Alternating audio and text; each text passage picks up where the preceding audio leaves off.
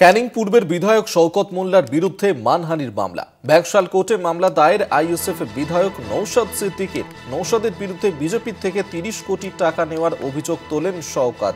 ক্যানিং পূর্বের বিধায়ক শওকতের বিরুদ্ধে মোল্লার বিরুদ্ধে মানহানির মামলা করা হয়েছে। জাহাঙ্গীর হোসেন আমাদের সঙ্গে টেলিফোনে রয়েছেন প্রতিনিধি, আরো বিস্তারিত জানবো। জাহাঙ্গীর, কেন শওকত মোল্লার বিরুদ্ধে নওশাদ সিদ্দিকী তিনি এই মানহানির মামলা করলেন? মূলত মিথ্যাচার প্রচার করা হচ্ছে যে তিনি শওকত মোল্লা বিভিন্ন মঞ্চে বলে বেড়াচ্ছেন যে নওশাদ সিদ্দিকী বিজেপির থেকে 30 কোটি টাকা নিয়েছে।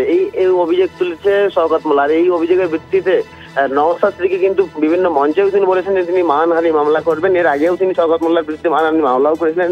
এই পরিপ্রেক্ষিতে আজকেই কিন্তু ব্যাংশাল কোর্টে নওশাদ সিদ্দিকী পৌঁছান। সেখানে গিয়ে কিন্তু শওকত মোল্লার বিরুদ্ধেই মানহানির মামলা দায়ের করেছে। মূলত যে অভিযোগটা চলছে যে বিজেপির পক্ষ থেকে বিজেপির কাছ থেকে 30 কোটি টাকা নিয়ে মূলত বিজেপির সাথে সেটিং করে তৃণমূল বিরুদ্ধে মিথ্যাচার করছে, এমনই অভিযোগ তুলেছেন শওকত মোল্লা। তারই পরিপ্রেক্ষিতেই কিন্তু আজকে নওশাদ সিদ্দিকী ব্যাংশাল কোর্টে শওকত মোল্লার বিরুদ্ধে মামলা করছেন।